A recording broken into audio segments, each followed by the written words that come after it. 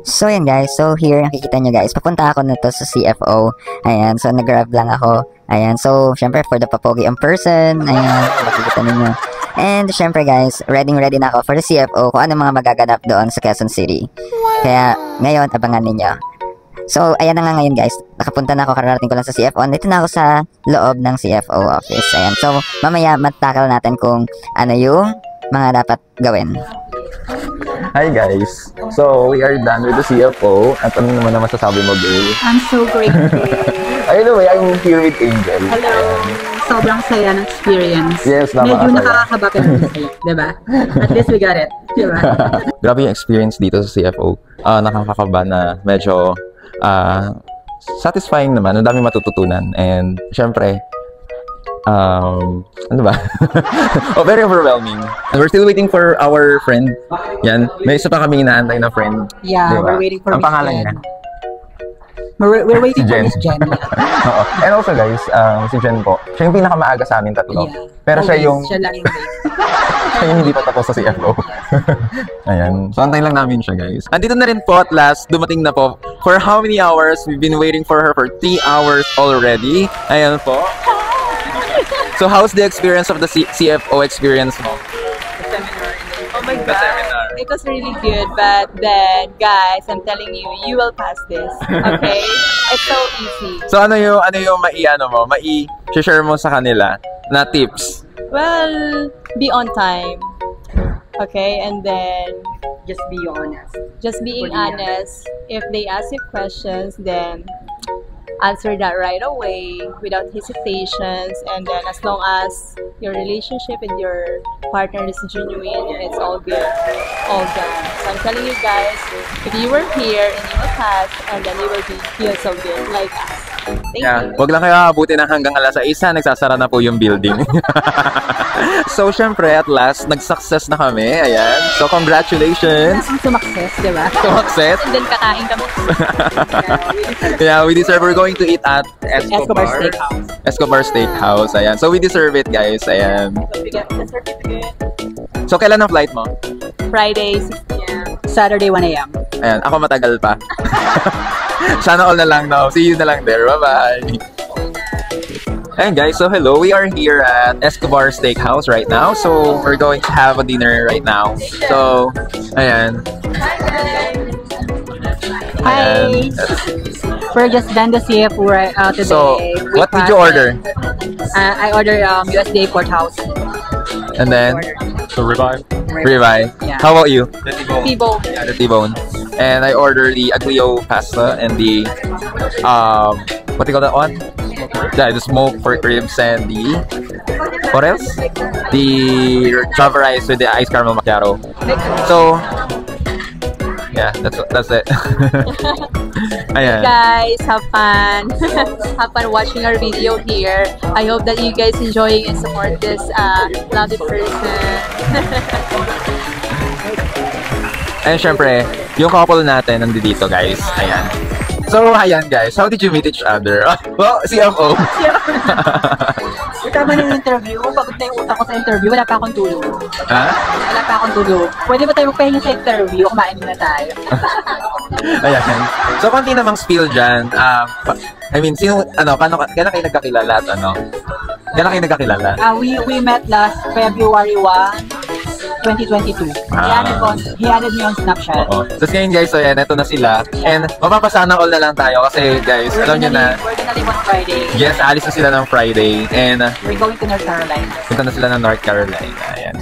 Hello guys, so ngayon ay nasa bahay na ako at nakasuccess na ako sa CFO. Yay! Ayan. So ngayon, ikukwento ko sa inyo kung ano yung mga nangyari doon sa CFO sa QC, sa May Quezon City. Ayan. So, syempre, ituturo ko rin sa inyo kung ano yung mga requirements at paano yung process at flow sa loob ng CFO. At syempre, ano yung mga questions na tinanong sa akin at ano yung mga naganap doon sa seminar. Ayan. So, sit back, relax, and watch this video until the end. Ayan. So, syempre guys, don't forget follow me. Ayan. Click the subscribe button dyan sa inyong YouTube. Ayan. So, ngayon guys, so umalis ako ng 11:30 sa bahay. Ayan. At nakarating ako sa QC, sa CFO ng mga before 1. Ayan. So, ang registration for the PM session ay 12 o'clock hanggang 1:30. Ayan. So, syempre guys, ano yung ginawa ko sa pagdating ko sa CFO? Syempre guys, pagpasok nyo doon sa mismong building, merong guard on duty doon. So, ang gagawin nyo lang doon guys is ibibigay nyo sa guard yung inyong passport and also one valid ID at syempre yung inyong appointment form. Ayan. So, yun muna yung ibibigay ninyo. So, ang gagawin ni guard, titingnan niya yon and ko-confirm niya yung inyong appointment. And then, ang gagawin ni guard, bibigyan niya kayo ng access card. So, ano tong access card na to? Itong access card, ito yung para makapasok ka sa loob kasi may barrier doon na electronic barrier. And then, meron ding elevator. So, kailangan mo ng access card para sa elevator. Okay? So, ibabalik sa inyo yung passport together with your appointment form. Okay? Yung ID, iwan yun kasi upon surrendering the access card, so dun mo lang makiklaim yung iyong ID. Ayan. So, yun na. So, ngayon, sasabihin ni guard sa'yo ay pumunta ka ng 20th floor sa right side. Okay? So, pagdating mo ng 20th floor sa right side, meron na naman ulit doon na guard on duty. So, ang gagawin mo naman ay ibibigay mo naman yung appointment mo together with your passport. Okay? And then, the guard will ask about your petitioner's photocopy of passport, of his or her passport. Okay? So, upon submitting those documents, okay, ang gagawin lang ni guard is ibabalik niya sa inyo yung iyong passport together ng photocopy ng passport ng petitioner. Okay, ng fiancé ninyo. And then, sasabihin niya sa inyo na kung kayo ba ay tatawagin sa GCP window 6 or window 7. Kasi nakalagay lang doon, dalawa lang yung window ng GCP. So, it can be GCP 7 or GCP 6. So, in my case, GCP 6 ako. Okay? Or yung tinatawag nating guidance counseling program. Okay, nasa window 6 ako. Okay? So, wait lang tayo doon until matawag yung pangalan natin. So, yun na. So, tinawag na yung pangalan ko. And then, ang gagawin lang doon sa GCP 6 or sa window mismo is i-confirm lang, i-check lang talaga yung mga details na pinaglalagay natin upon registering sa kanilang website. So, yung kung tama ba yung pangalan, kung spelling, yung birthday, yung address, email address, contact in case of emergency, at marami pang iba. Even for the petitioner's address and name and contact number, lahat yon i-check, double check. So, iniiwasan kasi nila yung error. Ayan. So, yun guys. So, please, sa mga magre-register po sa CFO website, please, ayan po, huwag niyong ilagay ang inyong pangalan po sa name of contacts in case of emergency. Okay? So, it should be your relatives. Okay? So, yun po yung kailangan.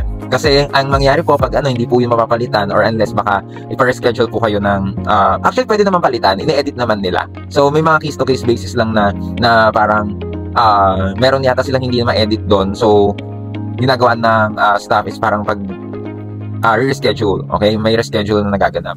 Okay? So, pagkatapos nun, syempre, sa Windows 6, ibibigay mo lang yung passport mo tsaka yung photocopy ng petitioner's passport. Okay? Yun lang naman. So, upon checking, sasabihin sa'yo ng staff sa GCP Windows 6, sabihin sa'yo, okay, instructan ka nila na magbayad na ng documentary stamp worth 30 pesos. And yung 30 pesos na yon is yung resibo nun is importante. Yun yung magiging password, yung receipt number or OR number, official receipt number mo, yun yung magiging password mo para maklaim mo ang iyong GCP certificate. Ayan. So, yun guys. Another thing, sasabihin din sa'yo ni Windows 6 o ng GCP window kung anong room ka. So, upon observing the GCP, the CFO facilities, meron silang 4 na room. So, for the guidance counseling program, they have room 1, room 2, room 3, and room 4. Okay? So, 4 yung room. So, ako napunta ako sa room 3 kasi sabi sa akin ni Windows 6, sa Windows 6, so you can proceed to the room number 3. Okay? So, doon ako napunta. And then, upon paying the 30 pesos documentary stamp, hindi muna nila ibibigay yung resibo sa'yo. So, ang resibo ibibigay nila upon completing the seminar. Okay? And then, yun nga, and then, yung window ng cashier ay nandun lang din sa bandang dulo, okay? Ng window na kahalera ng mga GCP windows, okay? So, yun, and then, magi-start na yung seminar at 2 PM. Ayan. So, minsan maaga, depende kasi yon sa mismong staff. Minsan, kasi yung sa friend ko, 1:40 pa lang, nag-start na yung video presentation nila, okay? So, yun. So, ano yung mangyayari sa loob? So, kapag nandun ka na sa loob ng room ninyo, GCP room number, okay? Meron siyang 3 phase. Okay? So, na-observe ko, may 3 phase siya. Yung una is video presentation. Pangalawa is yung one-on-one interview. At yung pangatlo naman is yung lecture. Okay? So, ganun nila ginagawa. So, depende pa rin yan sa mismong GCP, what do you call this one? consultant ninyo. Ayan, kung sino man yung nandoon, okay, yung nag-orient, okay?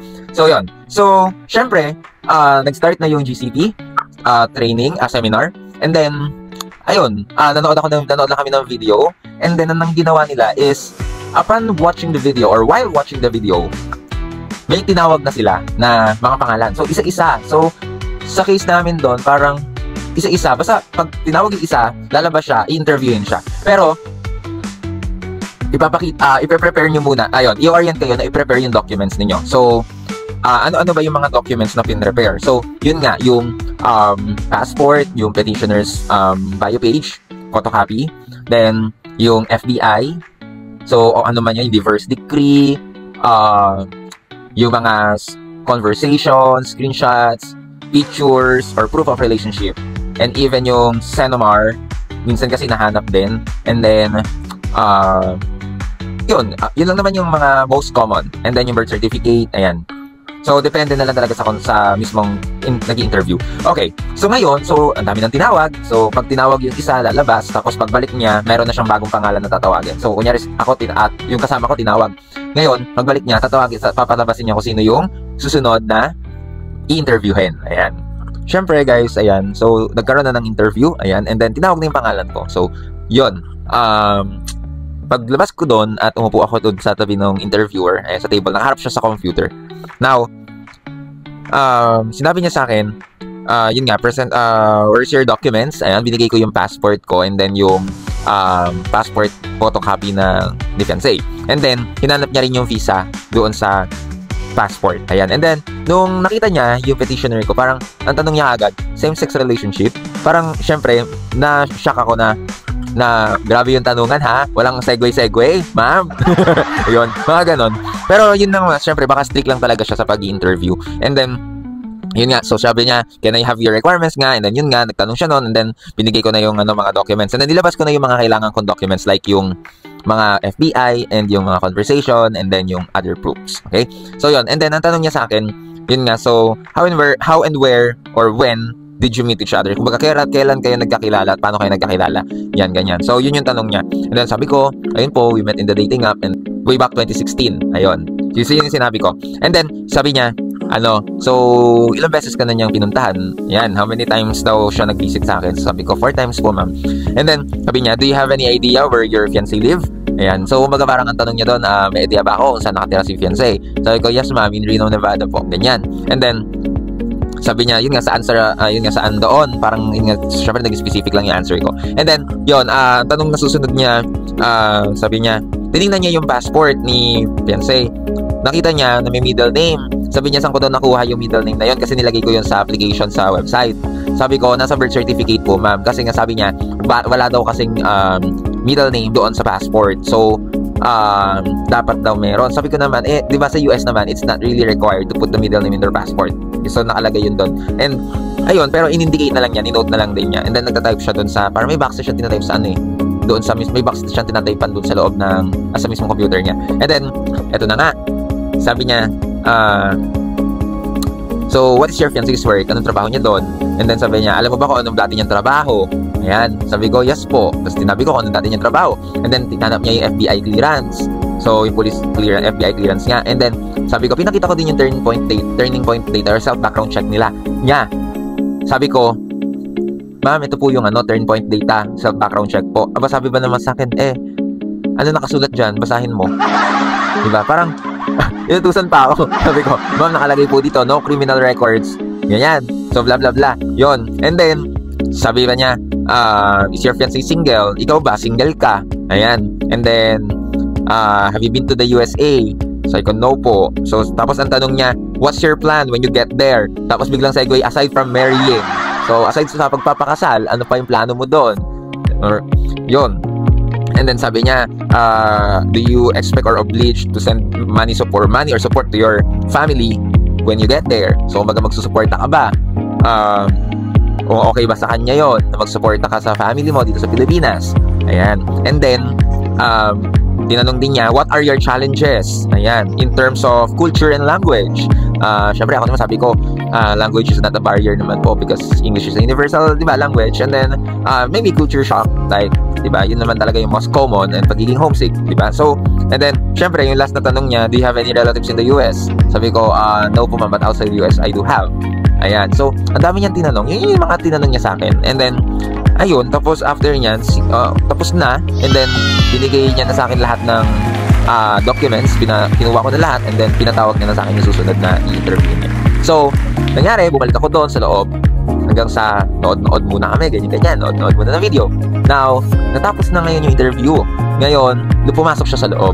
Nakakatakot kasi nga, bakit? Story time. Pagpasok niya sa loob, biglang nag-good afternoon naman siya, and then sabi niya, ayan, nag-explain siya kung para saan ang CFO, ano yung CFO, ano yung GCP, explain niya yan. And then, sabi niya, unfortunately, meron sa inyong 4 na ma-hold muna ang certificate. So, what the? Kasi, ilan na kami sa loob? We're just around, maybe less than 15. Ayan, less than 15 lang kami sa loob. And then, nakakatakot kasi nga, alam mo, nakakakaba. Kabado 20 talaga kasi hindi mo alam kung ikaw ba yung isa sa ma-hold. And then, din sinabi rin nila kung ano yung reason. Sinabi niya kung ano yung mga reason ng possible sa pag-hold ng certificate. So, yun nga, may possible na pwedeng may red flags for discrimination or domestic violence, ganyan, or something, or anything na ganon. And then, yun nga, sa mga tungkol sa mga pinanood. Now, nag-lecture na siya. And then, after the lecture, marami kami natutunan doon sa lecture. And then,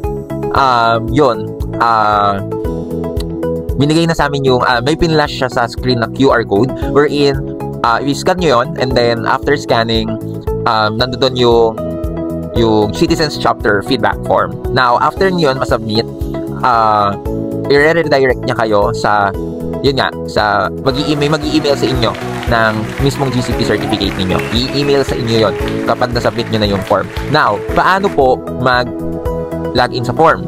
So, kung ano yung ginamit yung email address doon sa pag-register ninyo sa appointment sa CFO, yun din po yung gagamitin yung email address. And then, ang password po nun ay manggagaling sa OR number ng resibo na binayaran nyo sa documentary stamp. Now, yun nga, so, bago kayo makapag-submit ng feedback form, iscan nyo yun, and then magla-login kayo using your email address and yung password ninyo na OR number sa inyong receipt.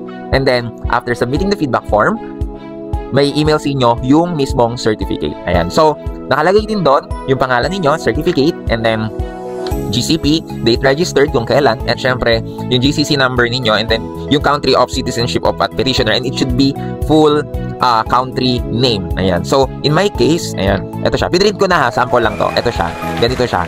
So, nakalagay yung pangalan, nakalagay yung QR code, yung GCP number, GCC number, date registered, and then nakalagay dito kung saan bansa ka pupunta. Ayan. So, yan yung example ng certificate nila. Pero may PDF copy naman to sa email, ha? At yan din yung kailangan ninyong dalhin. Syempre, napatunay na nakapag-seminar kayo ng GCP, okay? Or Guidance Counseling Program sa CFO, or Commission of Filipino Overseas. Okay? So, again, I hope meron kayong natutunan na naman sa aking vlog. Ayan, dito sa story time. Joke lang. Ayan, dito sa aking vlog. Huwag kayo kabahan, guys. Just be natural. Just be true. Ayan, sa mga sagot ninyo. And then, yun. And then, huwag kayong kabahan masyado. Pero, yun nga, guys. Dapat, always smile. Ayan. And, sana ay mapunta kayo sa mabait na interviewer. Ayan. Actually, mabait naman sila. Medyo strict lang talaga yung napunta sa akin. So, yung sa iba na interview ko, yung sa iba na friends ko na interview, sabi nila ang bait daw ng kanila, ganyan, ano daw, halos parang chika-chika lang daw sila, which is, di ba, yun nga, meron din kaming kaibigan na late na nagsimula yung seminar, and then late na rin yung interview.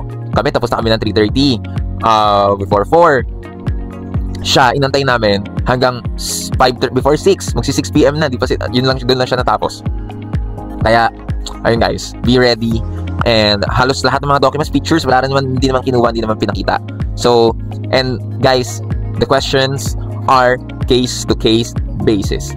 Always remember that. Questions are case-to-case basis. Ayan. So again po, kung ginanapan kayo yung divorce decree, kung divorce ang inyong mga fiancé, photocopy lang po. Okay? Hindi na kailangan yung original. Ayan. Photocopy lang. Kung wala kayo original, photocopy. Okay? As long as meron kayo may percent. Ayan. So, yun na naman guys. Again, this is Churjay. Ayan. Ang sumakses sa CFO. Ayan. And thank you guys for listening, and see you next time sa ating susunod na journey.